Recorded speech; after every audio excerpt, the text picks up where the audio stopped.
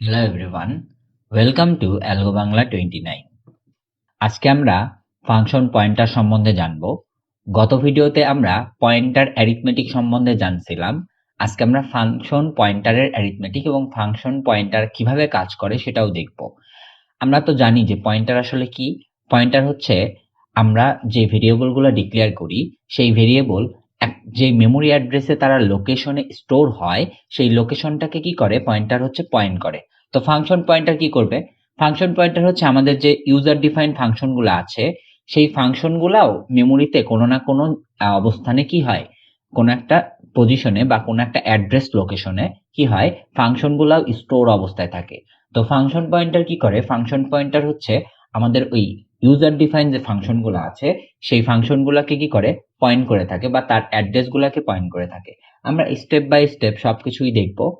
তো আমরা প্রথমেই যেটা দেখব সেটি হচ্ছে আমাদের রেফারেন্সিং। তো আমরা যখন ফাংশন পয়েন্টার ইউজ করি তখন আমরা কি করি? আমরা প্রথমে রেফারেন্স করি যে আমাদের যে পয়েন্টারটা যেই লোকেশনে আছে সেই অ্যাড্রেসটা আমরা আমাদের আরেকটা ফাংশন পয়েন্টার জেনারেট করি, যেটার মাধ্যমে কি করি আমরা অ্যাসোসিয়েট করি, ওই লোকেশনটাকে কি করি স্টোর করি বা অ্যাড্রেসটাকে অ্যালোকেট করি। এটা হচ্ছে আমাদের রেফারেন্সিং স্টেপ। তারপরে কি করি? তারপরে আমাদের ডিরেফারেন্সিং করি। তো এটা হচ্ছে কিভাবে করা হয়? এটা হচ্ছে আমাদের মেইনলি যখন আমরা যে অপারেটর, যে অ্যাস্থেটিক অপারেটর সাইন আছে, এই অ্যাস্থেটিক অপারেটর সাইন ব্যবহার করে আমরা কি করি? আমরা যে অ্যাড্রেসের যে ভ্যালুটা সেটা তো হেক্সাডেসিমালে থাকে অ্যাজ ইউজুয়াল, বা রিয়েল লাইফে সেটা হেক্সাডেসিমালে থাকে, কিন্তু এক্সাম্পলের সুবিধার্থে আমরা এখানে ইন্টিজার ভ্যালুকে চিন্তা করতে পারি। তো ইন্টিজার যে ভ্যালুটা বা অ্যাড্রেসটা সেটাকে কি করতে পারি? আমরা চাইলে ডিরেফারেন্সিং এর মাধ্যমে আমরা ওই পয়েন্টারের ভ্যালুটাকে আমরা স্টোর করতে পারি যে কোনো একটা ভ্যারিয়েবলে। এটা হচ্ছে মূলত ডিরেফারেন্সিং। তো তারপরে আমরা যেটা করব, তো আমরা সিনট্যাক্সটা দেখে আসি যে আমাদের ফাংশন পয়েন্টারের সিনট্যাক্সটা কেমন। তো প্রথমে আমাদের একটা রিটার্ন টাইপ থাকে। রিটার্ন টাইপটা মূলত সেই টাইপটাকে বোঝাচ্ছি যেটা হচ্ছে আমাদের ইউজার ডিফাইন যে ফাংশনগুলো আমরা জেনারেট করব বা ইউজার যে ফাংশনটা ডিসক্রাইব করবে সেই ফাংশনের রিটার্ন টাইপটা কি, সেই ফাংশনের রিটার্ন টাইপটা আমরা এখানে লিখব। তারপরে আমরা যে কোনো নাম দিতে পারি, সেটা ফাংশন পয়েন্টার যে কোনো নাম, এবং অবশ্যই যে আমাদের অ্যাস্টেরিক চিহ্ন ইউজ করতে হবে। অ্যাস্টেরিক চিহ্ন মূলত ফাংশন পয়েন্টার বা যে কোনো পয়েন্টারকে কি করতে, ডিনোট করতে ব্যবহার করা হয়ে থাকে। এটা আমরা গত ভিডিওতে বলছি। যারা যারা আমাদের পয়েন্টারের ভিডিওটি দেখিনি, আমাদের এই C++ প্লেলিস্টে অবশ্যই যে আমরা দেখে নিব এবং আমাদের এই চ্যানেলে লাইক করব এবং ভিডিওগুলোকে অবশ্যই দেখব, কারণ প্রত্যেকটা ভিডিও একটার সাথে আরেকটা ইন্টার রিলেটেড।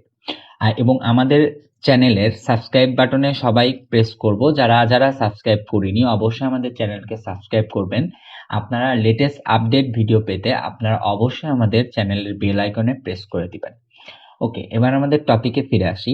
তো এরপরে আমাদের ফাংশন পয়েন্টার এটা হচ্ছে যে কোনো নাম হতে পারে। তারপরে আমাদের কি প্যারামিটার টাইপগুলো দিতে হবে। এই প্যারামিটারগুলো সেই প্যারামিটার যেই প্যারামিটারগুলো আমরা যেই ইউজার ডিফাইন ফাংশনটা জেনারেট করব সেই ফাংশনের মধ্যে আমরা যে টাইপের প্যারামিটারগুলো ইনসার্ট করব বা ফাংশন ডিফাইন করব সেই টাইপগুলো এখানে আমরা প্যারামিটার টাইপ হিসেবে দিব।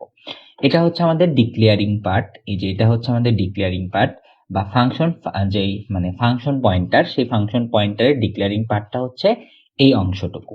এরপরে আমরা যেটা করব সেটা হচ্ছে কি, এরপরে আমরা হচ্ছে ফাংশন পয়েন্টারটাকে কি করব, পয়েন্ট করব। এই যে আমাদের যে ফাংশন পয়েন্টারটা আমরা ডিফাইন করে নিলাম সেই ফাংশন পয়েন্টারের মাধ্যমে আমাদের যে ফাংশনটা আছে বা ইউজার ডিফাইন যে ফাংশনটা সেই ফাংশনটাকে আমরা কি করব, এই ফাংশন পয়েন্টারের মাধ্যমে পয়েন্ট করব। যেভাবে আমরা কোনো একটা স্টোরেড ভ্যালুটাকে আমরা পয়েন্টারের মাধ্যমে কি করতাম, পয়েন্ট করতাম, ঠিক একইভাবে এখানে ফাংশন পয়েন্টারের মাধ্যমে আমাদের যে ফাংশনটা আছে সেই ফাংশনটাকে কি করলাম, পয়েন্ট করলাম। এটাই মূলত কি আমাদের রেফারেন্সিং। এই যে আমাদের রেফারেন্সিং অংশটাই হচ্ছে যে ফাংশন পয়েন্টারের মাধ্যমে আমাদের যে ইউজার ডিফাইন ফাংশনটি আছে সেই ফাংশনটাকে পয়েন্ট করাটাই হচ্ছে কি মূলত রেফারেন্সিং।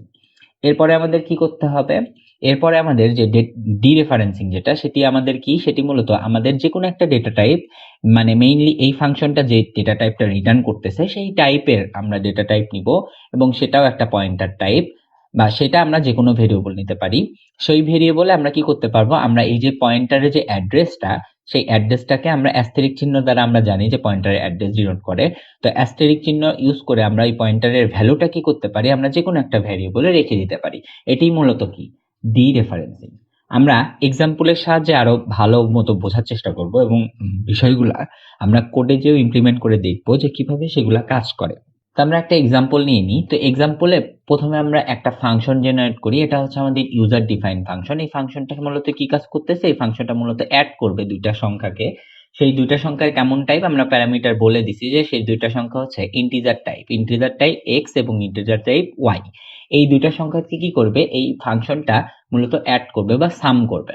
তো রিটার্ন করবে কি value? Integer type value return করবে। সেজন্য আমরা রিটার্ন টাইপটা দিয়ে দিছি ফাংশনে, সেটা হচ্ছে ইন্টিজার টাইপ।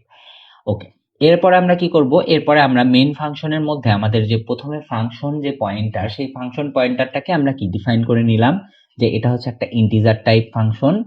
যেহেতু আমাদের রিটার্ন টাইপটা ইন্টিজার, তাই ইন্টিজার টাইপ ফাংশন পয়েন্টার, এবং পয়েন্টারের শুরুতে আমাদের এই যে অ্যাস্টেরিক চিহ্নটি ইউজ করতে হয়, অ্যাস্টেরিক চিহ্ন, তারপর আমরা যে কোনো একটা নাম দিছি যে অ্যাড ফাংশন পয়েন্টার।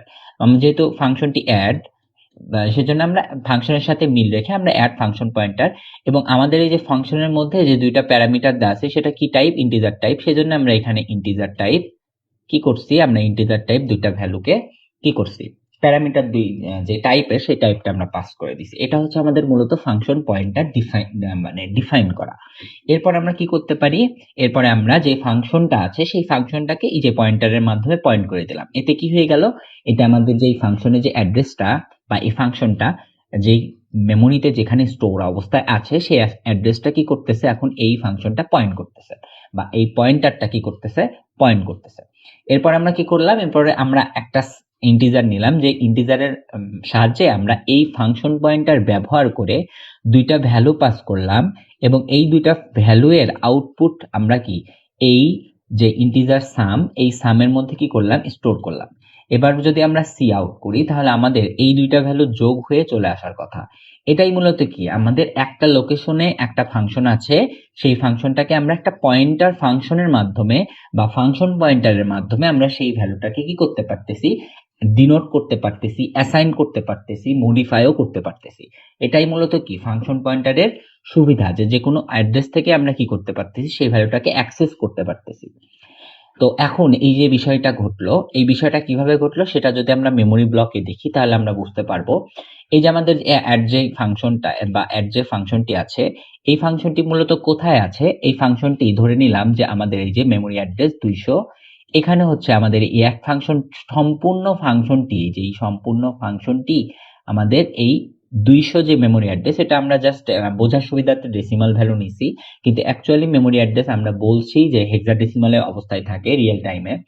তো আমরা এখানে 200 অ্যাড্রেসটাকে নিছি, এবং এই অ্যাড ফাংশনটা মূলত এই মেমোরি অ্যাড্রেসের 200 অ্যাড্রেস এই অ্যাড্রেসে কি আছে। তো এখন কি হবে? এখন আমরা যখন এই যে এই লাইনের আমরা যখন আবার আর একটা মেইন ফাংশনের মধ্যে যখন আমরা ফাংশন পয়েন্টারটা ডিফাইন করছি, তখন সেটা কি করছে? সেই ফাংশন পয়েন্টারটা মূলত মেমোরিতে এই যে 290 নাম্বার পজিশন বা 290 নাম্বার মেমোরি অ্যাড্রেসে এই অ্যাড পয়েন্টার ফাংশনটি কি করছে? জায়গা দখল করছে, বা মেমোরিতে একটা জায়গা দখল করছে। তো এরপরে কি করলাম? এরপরে যখনই আমরা এই যে অ্যাড ফাংশনের ভ্যালুটা আমরা এই ফাংশন পয়েন্টার দ্বারা পয়েন্ট করে দিছি, তখন কি হয়ে গেছে? তখন আমাদের এই অ্যাড ফাংশন, এই যে অ্যাড পয়েন্টারটা, এই অ্যাড ফাংশন পয়েন্টারটা আমাদের এই যে 200 যে মেমোরি অ্যাড্রেসটা বা যেই অ্যাড্রেসে আমাদের এই যে টোটাল যে অ্যাড ফাংশনটি আছে সেই ফাংশনটিকে কি করছে? পয়েন্ট করছে। এরপরে আমরা যখন কোনো ভ্যালু পাস করছি, এই যে সাম ভ্যারিয়েবলের মাধ্যমে আমরা যে পয়েন্টারের মাধ্যমে যে আমরা দুইটা ভ্যালু পাস করলাম 20 এবং 29, এই দুইটা ভ্যালু কি করলো? এই দুইটা ভ্যালু এই পয়েন্টারের সাহায্যে আমরা এই ফাংশনের মধ্যে কি করতে পারতেছি? পাস করে দিতে পারছি, এবং তারপরে কি হয়েছে? এই দুটা অ্যাড হয়ে আমাদের এই সাম ভ্যারিয়েবলে চলে আসছে, এবং আউটপুট হিসেবে আমরা কত পাইছি? 49। এই ছিল হচ্ছে আমাদের মূলত সামারি, বা কিভাবে আমাদের ফাংশন পয়েন্টার ব্যবহার হয় এবং ফাংশন পয়েন্টার কিভাবে কাজ করে। এই ছিল আমাদের বেসিক কিছু ধারণা। এবার আমরা কোডে যাব। কোডে যে আমরা এই কোডটি আউটপুট করে দেখব যে আমাদের যে কোডটি আছে সেই কোডটি আসলে সেভাবে কাজ করছে কিনা। এবার আমরা কোডে চলে আসছি। তো আমরা প্রথমে বলছি যে আমাদের কি করতে হবে? প্রথমে যে আমরা একটা ফাংশন, ইউজার ডিফাইন ফাংশন নিয়ে নিছি, সেম ফাংশন আমরা এক্সাম্পলে যা দেখছিলাম সেটাই অ্যাড ফাংশন নিছি। এবার আমরা কি করব? আমরা এই যে ফাংশনের টাইপের আমরা একটা কি করব? পয়েন্টার, ফাংশন পয়েন্টার কি করব, ডিফাইন করব। তো কি টাইপের, রিটার্ন টাইপ হচ্ছে ইন্টিজার টাইপ। এরপরে আমরা একটা ফাংশন পয়েন্টার নিলাম, যে কোনো পয়েন্টার আমরা নিলাম, যে এখানে আমরা অ্যাড ওই নামেই, সেম নামেই নিলাম, অ্যাড ফাংশন পয়েন্টার। ওকে, এটা হচ্ছে আমাদের একটা পয়েন্টার, এবং কি ধরনের ডেটা টাইপ পাস আছে এই প্যারামিটারগুলো আমরা দিয়ে দিব, যে টাইপটা ইন্টিজার, ইন্টিজার। তো এই দুই টাইপের হচ্ছে আমাদের কি প্যারামিটার আছে। তো এবার আমরা কি করব, এই যে আমাদের যে অ্যাড ফাংশন পয়েন্টারটি আছে, এই ফাংশন পয়েন্টারটির মাধ্যমে আমরা এই অ্যাড ফাংশনটাকে কি করব অ্যাসাইন করব বা পয়েন্ট করব। তো পয়েন্ট করার জন্য আমাদের লিখতে হবে add function pointer equals to add, আমাদের যে অ্যাড ফাংশনটি আছে এই অ্যাড। তো এখানে ফাংশন চিহ্নটি দেওয়া লাগবে না, জাস্ট অ্যাড ফাংশনে যে ফাংশনের নামটি, সেই ফাংশনের নামটি দিলেই হয়ে যাবে। এবার যদি আমরা একটা ভেরিয়েবল দিই, যে ইন্টিজার সাম ইকুয়ালস টু, আমরা এবার অ্যাড ফাংশনের মাধ্যমে, অ্যাড ফাংশন পয়েন্টারের মাধ্যমে আমরা এবার ভ্যালু পাস করব। যে এক্সাম্পল আমরা দিছিলাম যে 20 এবং 29, এই দুইটা ভ্যালু আমরা পাস করব। পাস করার পর আমরা কি করব, আমরা সি আউট করব। সি আউট, আমরা এখানে একটা মেসেজ দিয়ে দিই, সাম ইজ। ওকে, এবার আমরা সামটাকে প্রিন্ট করব। যদি আমরা সামটাকে প্রিন্ট করি, তাহলে আমাদের কত প্রিন্ট হয়ে আসার কথা, এই দুইটা সাম মানে হচ্ছে কত, 49। তো 49 প্রিন্ট হয়ে আসার কথা। এবার যদি আমরা রান করি, তাহলে আমরা দেখতে পাবো যে আমাদের এই যে সাম ইজ 49। তার মানে আমরা বুঝতে পারলাম যে আমরা যে কোনোভাবে একটা ফাংশন পয়েন্টারের মাধ্যমে একটা ইউজার ডিফাইন ফাংশনকে কি করতে পারি, আমরা মডিফাই করতে পারি, অ্যাক্সেস করতে পারি, এবং চাইলে আমরা ভ্যালুগুলোকে ডিনোটও করে দিতে পারি। এই ছিল হচ্ছে আমাদের ফাংশন পয়েন্টার। আজকের ভিডিও এ পর্যন্তই। সবাই আলগো বাংলা 29 চ্যানেলকে সাবস্ক্রাইব করুন এবং আমাদের চ্যানেলের বেল আইকনে ক্লিক করুন, যাতে আপনারা সবসময় নতুন আপডেট ভিডিওগুলো পেতে পারেন। অবশ্যই আমাদের পাশে থাকবেন এবং আমাদের চ্যানেলের ভিডিওগুলো আপনারা চেক আউট করবেন। আমাদের চ্যানেলে অনেক প্লেলিস্ট আছে, আপনারা চাইলে সব রকমের প্লেলিস্টে আপনারা পাবেন। আপনারা অবশ্যই আমাদের চ্যানেলকে লাইক করুন এবং সাবস্ক্রাইব করুন। সাবস্ক্রাইবার অনেক প্রয়োজন। সবাইকে অনেক ধন্যবাদ।